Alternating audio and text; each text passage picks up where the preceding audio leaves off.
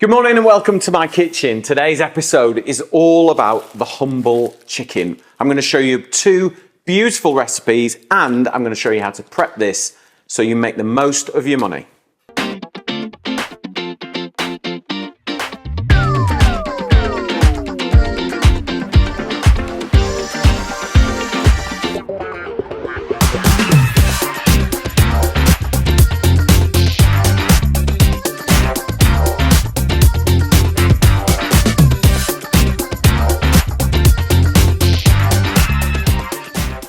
Okay, fresh chicken. So I've just nipped down to the supermarket and I've bought this. Let me show you how to joint it and turn it into culinary sort of inspiration. We're going to make a delicious pickled garlic chicken Kiev from my new book. Let me show you.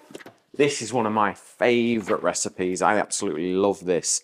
The acidity from the pickled garlic is just absolutely amazing. It cuts through the butter. I mean, who doesn't love a chicken Kiev? This is just done in an easier way using the air fryer, and the pickled garlic butter you can use for everything. It's absolutely delicious.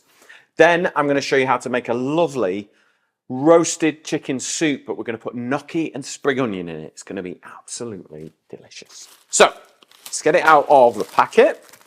So would you attempt to joint a whole chicken, Carlos, at home? No?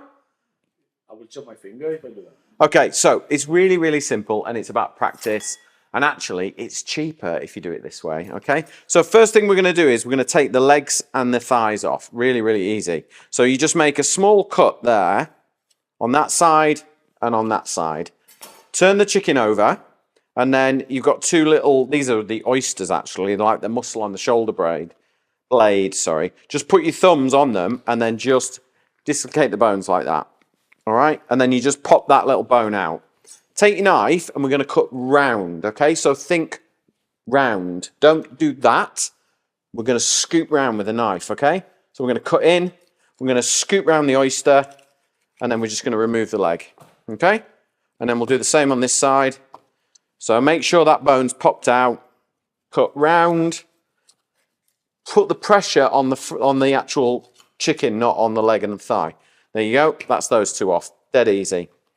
Okay. We're going to take the breasts off now. All you need to do is cut long ways, okay? It'll go either side of the breastbone, okay? Don't know which side it's going to go. We'll find out. So it's just gone to my right. So all you need to do now is use the tip of your knife and just like make little cuts. And as you do, always press against the bone, yeah? With butchery. As you cut, little cuts, and then just peel the chicken breast away, okay? So nice and slowly, take your time. The idea is to take as much of the meat off as you can. All right, there we go. And then you cut through the wing bone. So there's the first breast off there. The second one is slightly more difficult because it's not quite as balanced. So you just got to be careful. So cut along that breastbone and then use the tip of your knife. Cut away, turn it round, and just cut and just peel the chicken away from the bone. All right? Don't try and do it in one cut.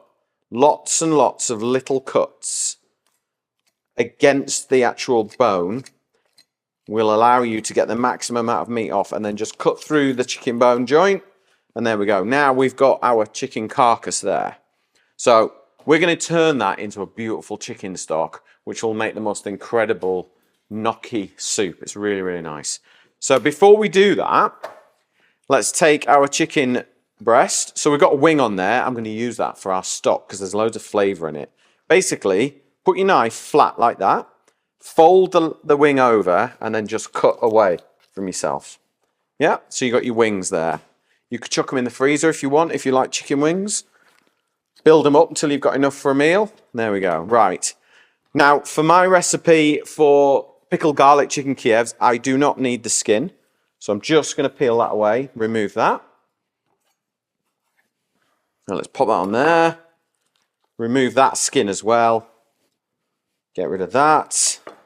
And now we've just got two chicken breasts. What you'll also find is you get these little tenders here. These are like the little fillet underneath. Let's remove those. So just cut them away. What I tend to do with these is put them in a container in the freezer and build them up till we've got like 10 or 12.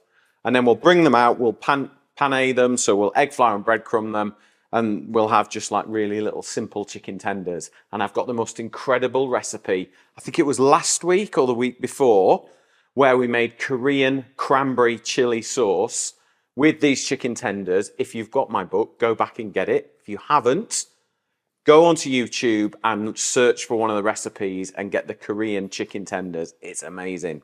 Okay, so we'll put those over there. Now, let's prepare these for our pickled garlic chicken. So we're gonna actually butterfly these, which basically means we cut them nice and thin so they cook really quick.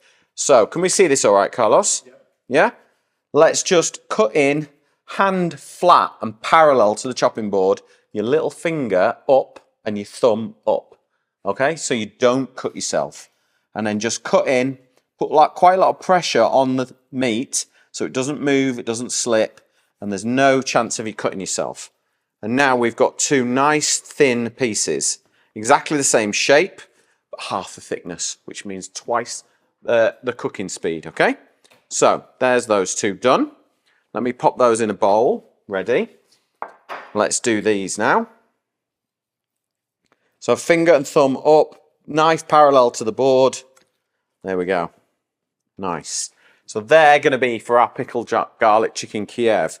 Now these I am going to put in the freezer. So I've got the thighs and the legs and I've got the wings. I'm going to be cooking the most beautiful chorizo chicken stew in a couple of weeks. So they're going in the freezer ready for it. Right, we're going to make the most incredible chicken stock. Now, whether you're going to make this gnocchi soup or not, you need to know how to make a good chicken stock. So I'm going to use my 4-litre shallow pan. This is the new colour, just come out. Purple, aubergine? Purple? Aubergine, I would say.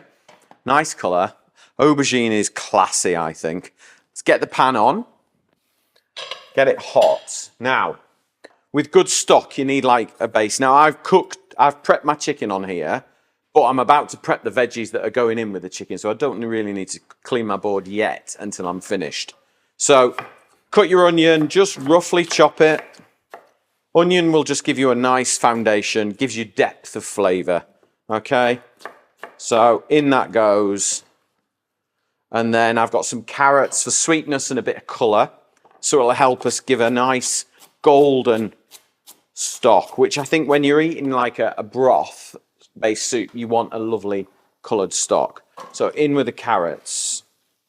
Then we're going to take our chicken carcass, and that's going in, all right? Okay, so I've got a few bay leaves here. They always just add nice fragrance to it. A little bit of rosemary. Now, I never season my stock. I make my stock, then I season it.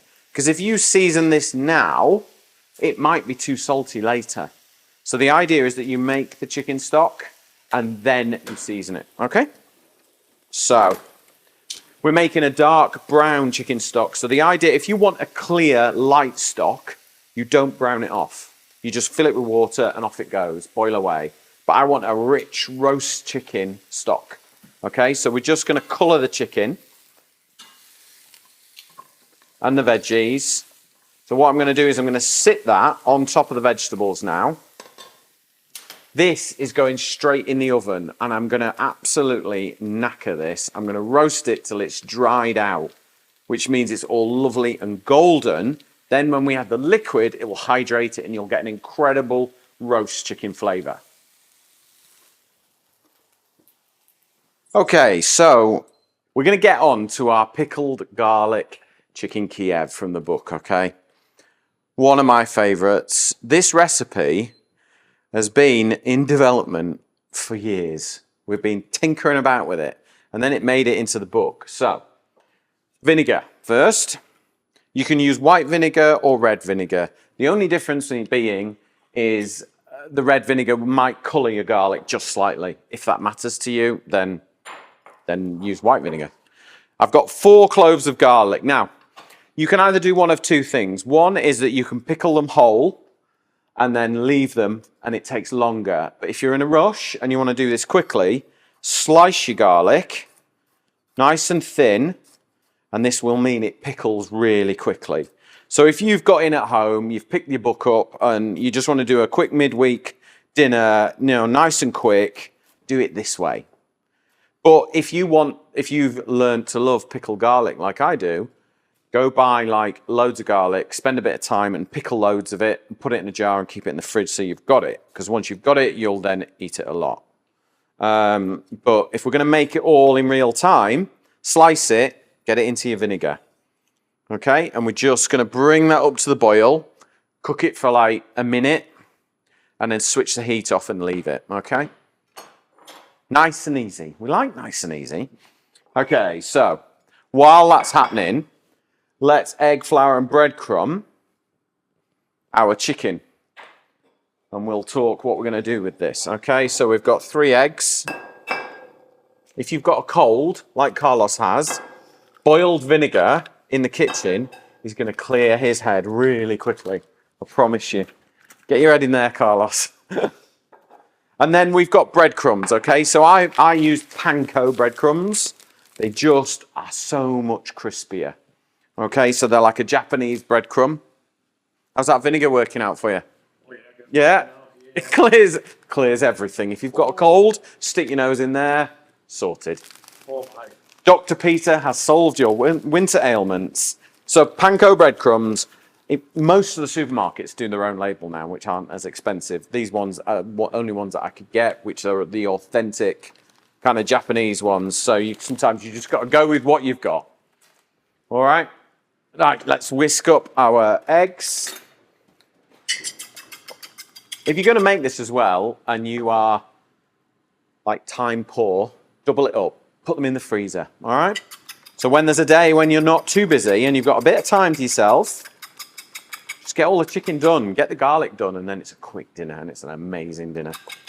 Okay? So eggs beaten. Okay. Let's grab a little bit of salt, and we'll season up our flour. Where's our salt? Our salt's over here. So you want to kind of build your layers of flavour. So we're just going to season up our flour. And we're also going to add in, I always like to add in dried onion flakes. And then we get a bit of decent flavour in there, because I think chicken doesn't really taste of a great deal these days. Okay. Right. See that garlic there? Have a little look at that, Carlos. Vinegar is almost gone. That's done its job. So it's taken that garlic and it's just given it a real acidic sharpness to it. So it's not just garlic butter. This is pickled garlic butter, which is better. All right? So let's take our chicken. Keep one hand for breadcrumbs. Only use one hand for breadcrumbs, all right? So in the flour, into the egg mixture. Then do another chicken with flour. And then just put it to one end. So this is the way I do it. You know, you could do it one at a time if you wanted to, but build it up. That's floured. So easy to get in a right mess, you see.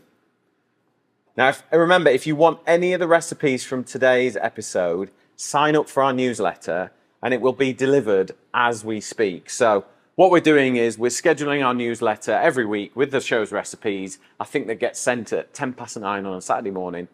So as you're watching, thinking, oh, fancy making that, ping, your email inbox will go, there's the recipes for you. So make sure you sign up, go to petersidwell.com, go to the newsletter, sign up, and that's what we will send you every week. The recipes, okay? Some tips, things like that. So, chicken, turn it over in the egg mixture, let some of the excess drip off, and then just lay it into the panko. Then, grab some of the panko with your dry hand, put it on the end there, cover that, which now means I can pick that up without getting all eggy and messy, and then turn it over. Turn it over. Now we've got a nice, clean coating of panko, like so. And a clean hand, all right? That is the secret. I've got 2 little fillets left over there. from when we were butchering the chicken, so I'm going to put those in as well.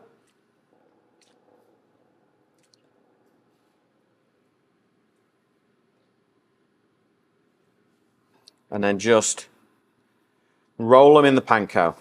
Nice and easy. I like that too. Like Yeah? one with a dry and another one. As a young chef, when you were training, you'd always get these jobs because they're messy and the older chefs didn't want to do it. And like you'd end up with proper breadcrumbed fingers. It was just horrendous. And the longer you do it, the more crumbs you get, and you end up like a bunch of bananas. So you kind of learn quickly to find really clean, efficient ways of doing it. To be honest, the easiest way is get someone else to do it, but you know. So just nice and easy. And you could say, you know, for any breadcrumbing, basically, this is what you do, whether it's vegetables, whether it's fish, whether it's meat, cheese, you can breadcrumb, anything you like. Slices of fresh mozzarella in eggs, flour and breadcrumbs, you know, with lovely fresh tomatoes on. Oh, love that. Right. Nearly there. Okay, last one. So turn it over in that egg mixture.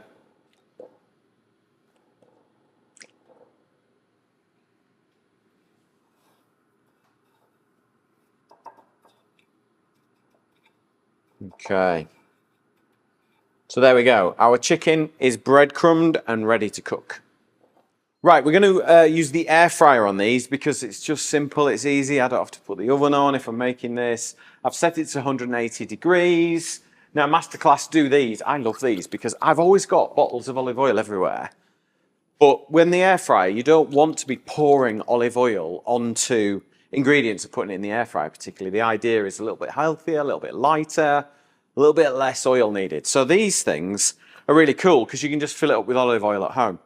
And then just, you pump it so it pressurizes it. So the more air goes into it, and then all I need to do is then just a little squirt like that. Turn the chicken over like so. And there's just kind of enough oil. And then just put a little bit in there. That's all I need. Look at that. And then we go straight in. Don't layer them on top of each other, okay? That is probably one of the important things when it comes to air frying is just space, all right? So if you've got a really little air fryer, you're gonna have to make sure that you maybe do it in batches. So whack it in, leave it. It'll crisp up beautiful. And because we cut it nice and thinly, it'll just cook really, really quick, really easy. By the time you've got some veggies ready and bits and bobs and stuff, it's all easy. And that's really what we're trying to do with Peter Sidwell's Kitchen, is give you recipes that just make life easier but taste better. Okay, so our pickled garlic is done. Look, it's done its job. Okay, so all you're going to do is just move it up there. Okay, and that means that I can just lift it out. If you wanted to keep it in the fridge, put it in a container with the vinegar. It gets better. All right. So what we're going to do is, there's our pickled garlic ready to go. So I've got a nice big pan here. Let's get that on the heat. And let's get some butter. So we're going to make our pickled garlic butter now. If you wanted to do it with olive oil, just olive oil, you can. That's entirely up to you. You know, I think if you're going to have a chicken Kiev, have a chicken Kiev. You know. What's the difference to using butter than? I think with butter just is sort of richer than olive oil. If you didn't eat butter, if you had a dairy intolerance, things like that, then you would use olive oil or a plant-based butter. There we go. So you will get a slightly different flavour profile, but it's still going to taste really good. So if you don't use butter, use a bit of olive oil. Make the same thing. Just don't overheat it, I think, would be my tip if you're going to use olive oil. Because the hotter you get olive oil, the less flavour you get. You kind of burn the flavour away. So, right, let's get some fresh rosemary out of the garden, because that's all really, the herbs that are going in this is all that's really growing in the garden at the moment. We've got a few little bits of fresh thyme. If you haven't got this, just use some mixed herbs, some Italian or herb de Provence, something like that. And then I've got a couple of bay leaves because I just love the flavour of bay when it starts to crackle. Okay. Right, butter's just starting to melt now, so let's just get our pickled garlic in. Okay. And then I absolutely love capers. Okay, so I've got some really nice little mini capers here. Tablespoon, squeeze out the vinegar because we've got our acidity in there and drop them in. So now what we've got is a little sort of balance because we've used butter, which is obviously rich. We're countering it with pickled garlic and pickled capers. So what we've got is a lovely balance now. And all this now wants is that crispy chicken. Right, chicken has just crisped up. Let's bring it out of the air fryer. Look at that, just beautiful, crispy, ready to go. All it needs is going into this lovely pickled garlic butter. Okay, I've got a little bit of lemon juice here. I like to add that because it just gives it a little bit of balance from the butter, okay? So let's get it warm and nice and ready to go. And then chicken straight in, okay? Because if you're having a Kiev, the butter would be in the middle, but on this, it's on the outside. So let's just get it straight in. There we go. Just put 3 in there for now. Get rid of that. And then let's just bring this up. And that is it. That is how to make the most delicious pickled garlic chicken Kievs at home. All right, let's have a taste. That's what we want to do, isn't it? If I just grab a plate. Feel like this is something we ought to try. I'll just put 2 on there. And then just get loads of that pickled garlic butter. There we go. How good does that look? It does. I feel like we might need 3 forks for this one. Even Emily's going to peel herself away from the edit. But let's just cut this up and then just legitimize how delicious this is before we move on to our final recipe. So there we go. Okay, so what you're going to get is lovely crispy breaded chicken, seasoned throughout because we put that onion powder in there. We seasoned it with a bit of salt, panko breadcrumbs, super crispy, and then the star of the show, our pickled garlic butter. So when I taste this, I'm going to make sure I get a bit of caper, a bit of garlic, a bit of everything.